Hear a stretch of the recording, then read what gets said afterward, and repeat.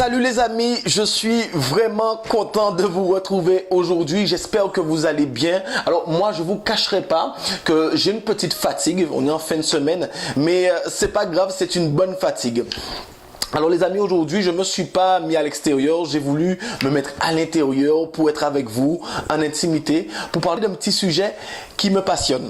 Alors il faut savoir en fait que je m'intéresse depuis quelques mois beaucoup au fonctionnement des relations de couple parce que c'est pour moi le fondement d'un bon foyer, d'un foyer heureux, d'une famille heureuse et du bonheur tout simplement. Et moi, comme j'adore le bonheur, donc je m'intéresse à ceux qui donnent du bonheur. Alors les amis, après plusieurs recherches, beaucoup de recherches parce que j'étudie vraiment ce sujet et beaucoup d'expériences personnelles, j'aimerais partager avec vous 7 principes que j'utilise au quotidien dans ma vie de couple qui, je l'espère, vous apportera autant de bienfaits qu'il m'en apporte à moi. Alors sans plus tarder, on démarre avec le premier principe.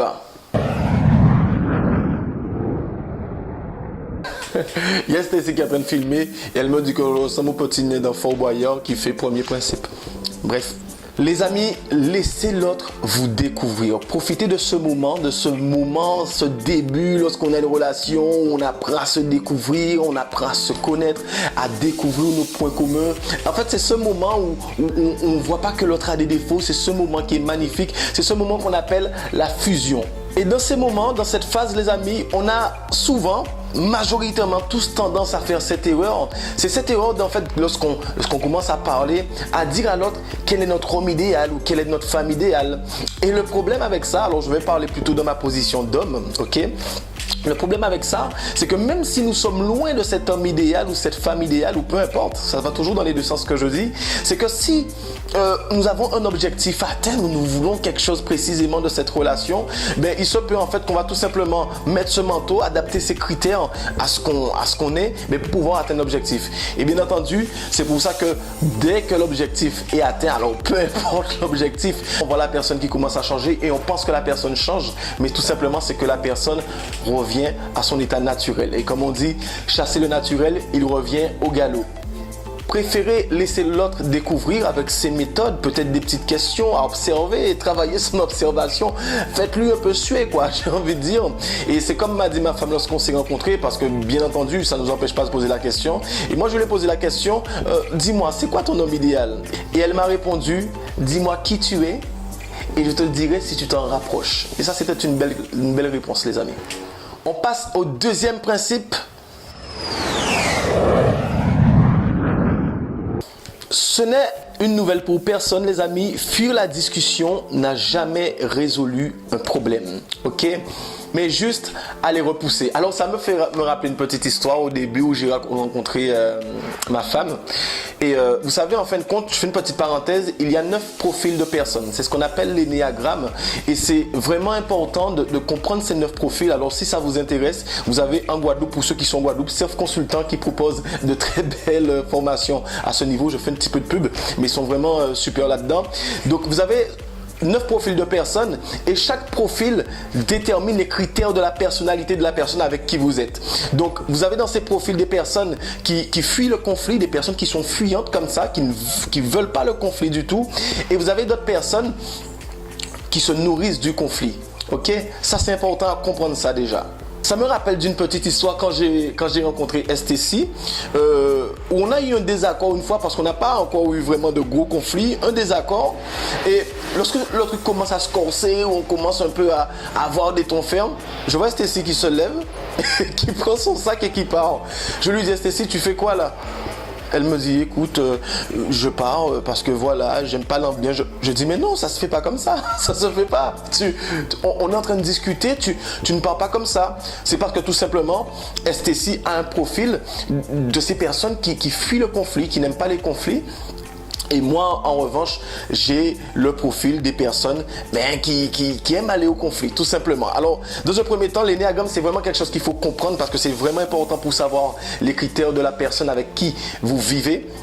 Mais au-delà de cela, ce qui est intéressant, c'est que petit à petit, j'ai réussi à faire comprendre à ma femme que voilà, que fuir le conflit n'a jamais réglé quoi que ce soit, comme vous le savez certainement, et plutôt prioriser la communication. Déjà, vous alignez avec le canal de communication de la personne, c'est-à-dire voir en fin de compte vraiment enlever la colère, enlever les tensions et chercher un terrain d'entente parce que bien entendu, l'objectif est toujours le même, c'est que vous soyez heureux. Les amis, ce principe est sûrement l'un des plus importants. Être attentif est fondamental pour la durée de votre couple. Votre attention, les amis, doit être de chaque instant. Intéressez-vous à ce qu'il ou elle fait, à son travail, à ses journées, à son état, à comment elle se sent, à qu'est-ce qui lui fait rêver et à ses fantasmes aussi. Ok? Apprenez à entendre, les amis, même ce qu'il ou elle ne dit pas. Parce que c'est bien d'entendre ce qu'on dit, mais il faut aussi apprendre à entendre ce qu'on ne dit pas. Parce qu'on dit en général qu'on peut mentir avec la bouche, mais on ne peut pas mentir avec le corps. Donc être attentif, c'est aussi observer en fait toutes ces gestuelles, tous ces comportements que peut avoir votre compagne ou votre compagnon. Il y a même une étude scientifique qui a démontré que les meilleurs partenaires sexuels sont ceux qui sont à l'écoute. Donc, écoutez ses mots, mais écoutez aussi son corps. Écouter son corps, c'est savoir en fin de compte comment vous allez la rendre heureuse, comment vous allez lui donner du plaisir. Et s'il vous plaît, de grâce, messieurs, n'ayez pas cette attention uniquement lorsque vous avez besoin de petit quelque chose. Alors quand je dis quelque chose, bien entendu, je parle peut-être de petits plats, de choses comme ça. Ok? Apprenez à intégrer ces petites attentions comme des habitudes quotidiennes. On passe au quatrième principe. Rien n'est jamais acquis, les amis, c'est bien connu. Mais je pense et je constate surtout, de par toutes les personnes qui viennent me voir en thérapie, que certains ont vraiment tendance à l'oublier. Il y a beaucoup de personnes qui viennent me voir, donc des hommes ou des femmes qui viennent me voir en thérapie et qui... Donc concernant leur couple, bien entendu, et qui ne comprennent pas pourquoi leur couple a changé subitement, pourquoi leur couple était d'une certaine façon au début et d'année en année, de mois en mois, ou peu importe, leur couple s'est mis à changer. Le monsieur qui faisait ça ne le faisait plus, ne le fait plus, la dame qui faisait ça ne le fait plus, etc. Et la première question que je pose toujours, c'est qu'est-ce que vous ne faites plus que vous faisiez avant? Donc tout de suite, en général, on ne voit pas tout de suite, on se dit non, je vois pas, je fais toujours la même chose. Mais lorsqu'on va fouiller, on se rend compte qu'au départ, on avait cette attention, on prenait un peu plus soin de soi. On mettait la nuisette pour aller dormir, maintenant on met un tricot voté un tel. Donc je dis ça pour rigoler, mais c'est un peu ça. C'est-à-dire qu'au départ, on avait cette démarche de séduction et à un moment donné, on s'est dit que c'est bon, on vit ensemble, on s'est marié ou on s'est mis en couple et on n'a plus besoin de ces petites attentions. Mais comprenez en fait tout simplement que lorsqu'on tombe amoureux, on tombe amoureux d'une idée, d'une image, d'une personnalité. On tombe amoureux de toutes ces petites choses. Donc, il est un peu normal que lorsque ces petites choses s'en vont, eh bien, qu'il y a certaines choses qui s'en vont avec aussi. Donc, il faut bien comprendre, les amis, que rien n'est acquis. La séduction vis-à-vis de votre partenaire, c'est vraiment, j'ai envie de dire, un ingrédient de chaque instant. Alors, à consommer sans modération. Les amis, sur ce principe, conserver sa liberté, son intimité et même son jardin secret est vraiment important pour chacune des personnes du couple, autant pour l'homme que pour la femme. C'est vrai que dans cette première phase, je vous rappelle qu'on appelle la fusion, on a envie d'être avec l'autre, on a envie de passer notre temps libre avec lui, on a envie, voilà, de partager le maximum de choses et c'est vrai que dans cette phase-là, on a cette petite tendance à oublier les amis, les mettre un peu de côté, les sorties seules, on les fait plus. On programme toujours notre temps en fonction de l'autre. Et puis un jour, en fait, sorti de cette phase, de cette première phase, c'est comme si on se réveille et on se rend compte que on a envie de ressortir avec les amis, on a envie de temps pour soi et ça fait un peu bizarre dans le couple parce que l'autre ne le comprend pas souvent. L'autre se dit mais attends, mais tu n'avais pas l'habitude de faire ça, pourquoi tu te mets à faire ça? Ok?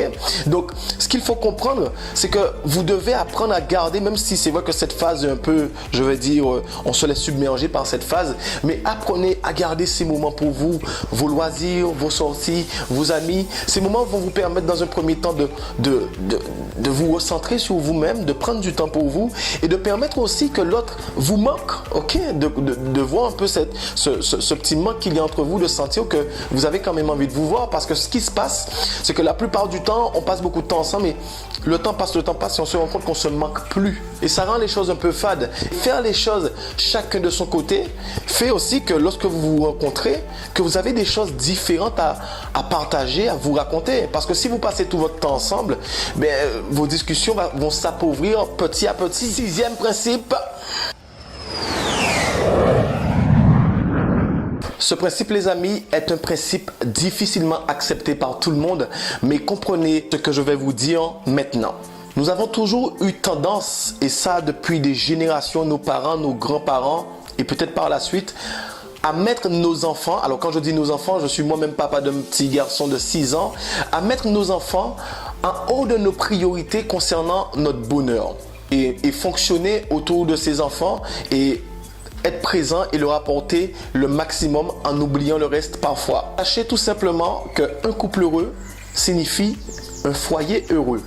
Un foyer heureux, ce sont des enfants heureux et épanouis. Et ces enfants qui, à leur tour, deviendront des couples et des parents heureux.